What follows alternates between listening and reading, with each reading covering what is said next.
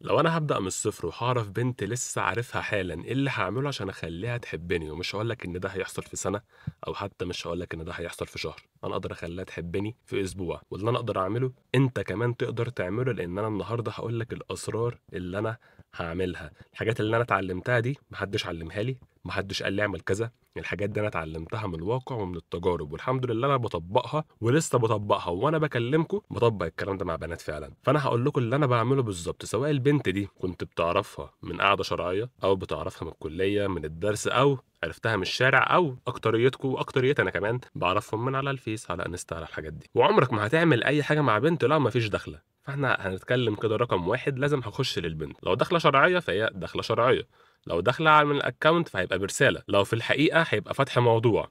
لكن سواء ده او ده، هما طريقتين ملهمش تالت. يا اما دخله مباشره، البنت بتعرف ان انا معجب بها من اول لحظه، اللي هو ازيك، انا عارف ان ده عشوائي بس انا شفتك كان شكلك حلو قوي لازم اسلم عليكي، انا اسمع احمد اسمك ايه. دي دخله مباشره، انا ما انصحش بيها، لان انا ما احبش اقول للبنت ان انا معجب بيها في الاول. لكن لها ميزه، لو انا مثلا في مكان وانا لازم امشي دلوقتي ومش هينفع اكلم البنت دي اكتر من 3 دقايق على بعض، فانا هستخدم الدخله دي، لان انا معيش وقت، فانا محتاج ان انا اخلق حاجه تخليني اكلمها بعدين. المشكله في الدخله دي ان في بنات بتشوف نفسها، وفي بنات تبان حلوه تقرب منها تلاقي ريحتها وحشه، تلاقي شكلها مش حلو، تلاقي ان هي طريقه كلامها ما تعجبكش. قريب انت كنت شايف من بعيد حاجه حلوه، تطلع من قريب مثلا في حاجات شكلها مش لطيف، فانت بتبقى مش عاجباك، بس انت ورطت نفسك ان انت قلت لها ان انت شكلها كان حلو. انما الاغلب الدخله اللي انا بعملها، لو انا مثلا هعرف البنت دي من على الفيس او على انستا، فهقول لها ازيك، وبعد ما ترد او حتى قبل ما ترد ممكن اقول لها حلوه الحاجات اللي بتعمل لها شير، او ممكن اقول لها حلوه الرسمه اللي انت عاملاها، انت بترسمي، او حلوه مش عارف ايه اللي انت عاملاه، بتغني، بترقص، بتلعب، شوف بتعمل اي حاجه، هقول لها ان هي حلوه، بتكون فعلا حلوه يعني. او انا ممكن اقول لها بكل بساطه، لو هي لسه متخرجه، شفت صورك بالتخرج،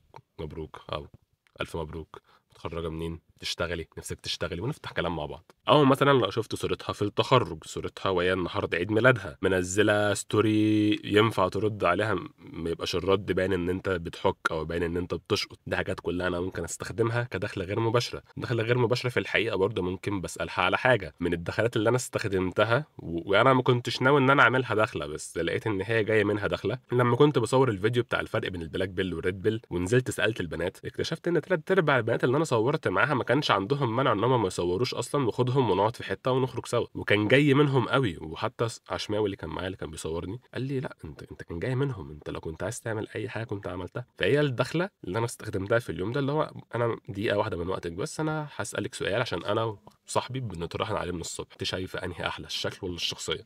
سؤال عادي بيفتح كلام كتير وبتتعامل، وانا هقول لك تعمل ايه بعد كده، يعني مش هقول لك تتعامل واسكت، لا انا هشرح لك كل حاجه. طبعا الدخله الشرعيه انت مش محتاج تعمل حاجه، لان انت داخل البيت من بابه، فدي لوحدها نوع من الدخلات. مهمه الدخله اللي انا عايز اوصل له بقى، ان هي بتفتح كلام. الدخله دي مش كل حاجه، الدخله دي ما تطولش عن 30 ثانيه، انا مش هقعد الت واعجن في الدخله. ماذا بعد فتح الكلام بقى؟ هي دي الخطوه الثانيه اللي انا هعملها، وهي ان انا ابني انجذاب. هبني انجذاب ازاي؟ البنت مش هتتشد الا لما تحس بحاجتين، تحس ان انت ما فيش منك خطر، لان انا مش عايز احسسها ان انا بشقطها، انا مش عايز احسسها ان انا عايز منها هدف، لان انا لو عملت كده هي هتحط لي مليون حيطه، عشان طبيعي اي بنت سمعتها مهمه، فهي عارفه ان هي لو ظهرت ان هي شمال قدام انا مش هفكر فيها، فده بيقل من قيمتها، فبالتالي هي عايزه تبان قدامي محترمه. يبقى انا ما ينفعش احسسها ان انا مستني منها هدف، او مستني منها حاجه قليله الادب، او مستني منها شقط، او مستني منها خروجه، لا. انا بكلمها عادي، انا بكلمها عشان انا عايز اتعرف عليها فعلا، وده فعلا بقى الحقيقه، ده مش انا مش بمثل دور، انا فعلا معلش يعني انا مش هخرج واقضي وقت مع بنت لو هي شخصيه بضانه علشان شكلها حلو، لا معلش الشكل الحلو كتير، ومش هخرج مع بنت شكلها وحش عشان شخصيتها حلوه، ما في الاتنين. فلا انا بنقي وبشوفك تنفعي ولا ما تنفعيش، على حسب تنفعي او لا، على حسب ما انا بتعامل. فانا لو عايز احسسها بانجذاب من ناحيتي، لان ده اول خطوه، لو ما فيش انجذاب مش هيحصل حاجه، فهشيل نفسي من خانه الشخص اللي عايز يشقطها عن طريق النكش، وانا اتكلمت عن النكش بالتفصيل، هسيب لكم الفيديوهات بتاعته فمش هكرر كلامي. الحاجه التانيه اللي هعملها ان انا هرفع من قيمتي. عندك 5 حاجات. عندك الانتقاء المسبق، اتكلمت عنه في فيديو للبنات بتحب الراجل النسوانجي، وقلت لكم الانتقاء المسبق ده خطير قد ايه. انا ممكن ابين حاجه فيها انتقاء مسبق، هسيب لكم الفيديو بتاعه. ممكن وانا بتكلم مجرد وانا متحمس وانا متفاعل في الكلام، دي حاجه بترفع من قيمتي. ابين لها بالطريقه ان انا بحب الناس اللي حواليا وبحميهم، دي حاجه بترفع من قيمتك. غير طبعا صفات الرجل الالفا اللي انا اتكلمت عنها برضو في فيديو قبل كده، ان انا داخل في الاول ببتسم، بتكلم بنبره كويسه، كلامي واضح، ريحتي كويسه، مهتم بنظافتي والحاجات دي كلها. فكل ده طبعا بيفرق معايا وبيسهل الجيم عليا، ودي من الحاجات اللي بترفع قيمتي. انا قلت لكم 5 حاجات بترفع من قيمتك: الانتقاء المسبق، ان انت بتحمي اللي بتحبهم، ان انت متفاعل مع اللي انت بتقوله، ان انت بتاخد ريسك ناجح، وان انت فعلا قائد للناس اللي حواليك. يعني انا لو داخل مع جروب فانا هحاول ابان ان انا قائد، ومش هحاول بس اللي هو مجرد تمثيليه، لا انا فعلا هحاول اكون ليا مكانه وسط اصحابي، وده انا اتكلمت عنه في فيديوهات قبل كده. فكل قاعده من القواعد دي هتلاقيها مشروحه في فيديو قبل كده، لكن دي ال5 حاجات اللي انا لازم اركز عليها علشان البنت تشوفني في مكانه ان انا الشخص اللي قيمته عاليه. والحاجات دي مش تمثيليه، الحاجات دي انا ما بمثلهاش، الحاجات دي انا عايشها، فهي بتظهر اوتوماتيك. يعني مثلا اي بنت هتخش الاكونت بتاعي هتلاقي ان في كميه بنات عندي اكتر بكتير من الولاد، فمعروف الراجل ده بنات كتير عنده، فالراجل ده عنده انتقاء مسبق. فاحمد هيثم ده في حاجه حلوه انا هكلمه. تصدقش البنات لما تقول لك انا بقرف من الراجل اللي عنده بنات كتير، لان لو هو الراجل اللي عنده بنات كتير بيتقرف منه ما كانش هيبقى عنده بنات كتير من الاول. فكر فيها كده. طبعا قبل ما ابني الانجذاب برضو انا دخلت في الخطوه الثالثه ونسيت الخطوه الثانيه. شوف بقى الخطوه الثانيه دي لو انت نسيتها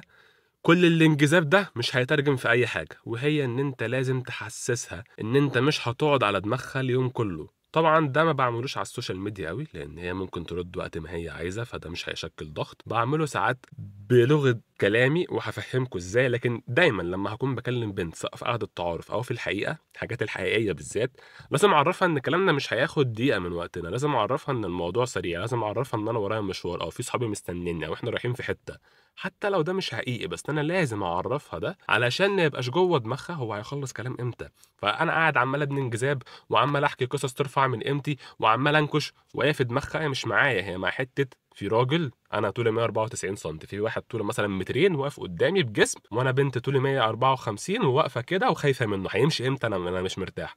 فانا عشان اشيل الشعور ده لازم اديها فاصل زمني مزيف. طبعا على النت انا مش هعمل كده لان انا ممكن اقفل براحتي عادي، بس بحاول ان الكلام ما يطولش. يعني لو قالت حاجه قفلتني ردودي بتقفل، تبقى مختصره شويه، ما فيهاش الحماس بتاعي. لو قالت حاجه عجبتني ردودي بتفتح. لو قالت حاجه عجبتني بقى لا، الرد بيفتح قوي وبيبقى باين ان انا متحمس وباين ان انا مبسوط وباين ان انا عايز اتكلم معاها. فانا بديها برضو ده بلغه جسمي، وده انت ممكن تعمله في الحقيقه برضو وانا بعمله في الحقيقه، لكن في السوشيال ميديا بركز على ده اكتر. رابع حاجه بقى انا هعملها، وكل ده في نفس اليوم، انا بكلمك على اول يوم، انا لسه هحكي لك القصه كامله ازاي تحقق ده في اقل من اسبوع زي ما انا وعدتك في اول الفيديو.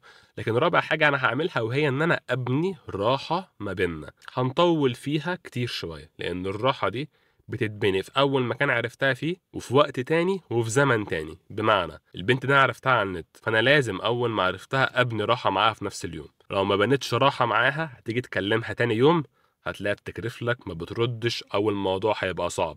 لان انت لازم من الاخر كده تضرب على الحديد وهو سخن. الغلطه اللي كله بيعملها في ناس كتير قوي بتحاول تشقط. شوف فيديو على اليوتيوب يقول لك كيفيه الشقط، يروح يلاقي الواد بياخد رقمها، قشطه، يبقى الشقط ان انا اخد رقم، فاروح اخد رقمها. يا اما هتتهزق، يا اما هتفكس لك، يا اما هترفضك بادب، لان انت داخل في سكه شقط. انا ما بعلمش شقط، انا بعلم تعارف. هو ممكن نسميه شقط لان هو بيك اب، بس هو مش الشقط اللي هو اخره 6. انا بعلمك التعارف اللي يخليك تعمل علاقه كويسه مع بنت انت ممكن فعلا تخليها مراتك في يوم. فيبقى كده لازم ابني راحه في اول يوم. الراحه دي بتتبني ازاي؟ عن طريق ان انا اخليها تحكي عن نفسها، عن طريق ان انا اسمعها، عن طريق ان انا اسالها الاسئله الصح، عن طريق ان انا اشارك انا كمان. طبعا ما ينفعش احكي كتير قوي عن نفسي لان انا كده هقتل الغموض، لكن مثلا لو هي بتحكي لي ان هي مرت بموقف صعب فممكن اقول لها انا فاهم شعورك لان انا مريت بنفس الموقف، واحكي لها الموقف بطريقه مختصره واديها نقطه كده اللي هي تلضم منها، اللي هو ايوه انا حاسه بده لان انا فعلا مريت بده، ونعمل رابط ما بيننا. خليها مرتاحه في الكلام معايا. طبعا انا مش عايز اخليها مرتاحه في الكلام معايا اكن اخوها لان دي مصيبه، فانا لازم من تحت لتحت اديها تلميحات احنا مش اخوات، انا شريك ذكر حي عنده حيوانات منويه ويقدر ينام معاكي. طبعا مش هقول لها كده، بس انا هفهمها ده بالسنس. مثلا وانا بهزر ارمي تلميح، او واحنا خارجين سوا مثلا ممكن ابص لها بص على شفايفها وارفع عينيا تاني. طبعا ما بقولكش تحرش بيها، بس حاجه بسيطه قوي، انا بس عايزها تاخد بالها انا مش اخوكي، فما تحطنيش في خانه الاخ. لان انت لو بنيت الراحه غلط هتخش فريند زون، وش هتبقى الراجل اللي هي بتحكي له عن الولد اللي هي مشدوده له مش عارفه توصل له. وانا مش عايزك تبقى الاستبن ده، انا عايزك تبقى الراجل اللي ينفع يبقى شريك ليها. ما بقولكش تروح تقول لها ايه ده كله شايلهم ازاي كده. بص، انا ممكن اعمل ده بطريقه مضحكه، ممكن لو انا عايز اضحكها وانكشها ممكن اعمل كده بهزار. انما لو بجد هتقول ده متحرش وش، وهتبقى غريب، وهتبقى الشخص اللي شاله على كتفه والحكاك، وهتخش في سيناريو صعب لان هو مش طبيعي ان انت تعمله اصلا. فبالعقل برضو. خامس حاجه بقى ان انا اقفل الكلام. خلاص انا بنيت راحه في المكان اللي احنا فيه دلوقتي، هقفل الكلام. ليه اقفل الكلام؟ لان دي نقطه كويسه قوي ان انا اقفل فيها الكلام. خلاص ارتحنا، خلاص اتكلمنا من نص ساعه لساعه، خلاص كلمت في جيبي، بكره هكلمك، اقعد اكلمك كام يوم. جزء ان انا اركبها المرجحه، اتكلمت عنها في فيديو، وان انت تركبها المرجحه بكل بساطه ان انت 3 ايام مثلا احنا بنتكلم بطريقه تحفه، يومين مش هتلاقيني موجود، او يوم مش هتلاقيني موجود، بعدين اكلمك تاني. اراهنك اراهنك لو انت عملت كده هتلاقي ان هي بتقول لك انا بحبك وش، او مش لو مش هتقولها لك وش هتلاقيها بتلمح لك بيها قوي قوي قوي قوي. ده كده كمان، ده احنا في اقل من اسبوع، انا كده بقول لك في 5 ايام هتلاقيها بتقول لك انا بحبك. وراهنك ولو ما قالتهاش وش هتلمح لك. انت بقى ما تقعش وتقول لها انت وتركبها فوقيك، لا خليك تقيل واتقل وهي هتعترف لك. لان انت دلوقتي عملت الراحه في يوم التعارف، وعملتها في تاني يوم كلام، وفي تالت يوم كلام. تبقى معلم بقى لو بعد ال5 ايام دول ظبطت خروجه او ظبطت مقابله، او لو انت في قاعده شرعيه تظبط قاعده شرعيه كمان. هتبني راحه معاها في مكان مختلف عن اول مكان اتعرفتوا فيه. خلاص كده انت خدتها في جيبك. لان اللي انا اقدر اعمله انت كمان تقدر تعمله. انا بعلمك قوانين الجيم، اللي انا بعمله ده قوانين الجيم. طبعا البنت مش هتقولك بحبك بالسهوله كده، لازم هتختبرك. لو انت بقى عارف الاختبارات وعارف الشيت تيست هتعرف تتعامل معاها. لان مثلا ممكن وانا لسه بتعرف عليها وانا لسه داخل لها تديني اختبار، ساعتها لو انا وقعت فيه هل هتفكر فيا وهل هتقول ده انا ينفع اقول له ان انا بحبك؟ لا. انما الجزء اللي بينجحني ان انا عارف الستبس بتاعتي، انا عارف ان انا هعمل الدخله، هعمل فصل زمن مزيف، هبني انجذاب، هبني راحه. الراحه دي هتبقى على مدار كام يوم مع شويه نكش في النص عشان برضه يبقى الجو حلو. وعارف ان انا هركبها المرجحه، وعارف ان انا هرجع الاقيها بتحبني. فانا عارف ان السيناريو ده بيحصل مع كل البنات. لكن الفكره كلها ان البنت مش عبيطه برضه، ما مش اي حد هيعمل الحاجات دي هتسلم له. الفكره كلها ان هي مع كل خطوه من الخطوات دي هتختبرك. فانت لازم تكون جاهز للاختبار، لازم تكون عارف ايه انواع الاختبارات دي، ولازم تكون عارف لما هتختبرك هترد ايه، وايه الرد الصح وايه الرد الغلط، وايه الرد اللي انت تقوله بطريقتك، مش رد تكون انت حافظه. لان الموقف بيختلف. فانا لو قلت رد محفوظ على موقف مميز ما بينه وما بينها هو ممكن ينجح، بس احتمال كبير انه يفشل. ليه؟ لان انا هيبقى عندي فرصه ان انا اعمل حاله مميزه ما بيننا، كلمه ما بيننا نفضل نهزر بيها محدش غيرنا يفهمها وضيعتها. فانت لازم يكون عندك فن لعبه الاختبارات، وده اللي انا اتكلمت عنه في كتاب لعبه الاختبارات. جايب لك جميع انواع الاختبارات اللي ممكن تحصل سواء في اول التعارف او حتى ما بعد الجواز، لان الاختبارات هتفضل مكمله معاك طول عمرك.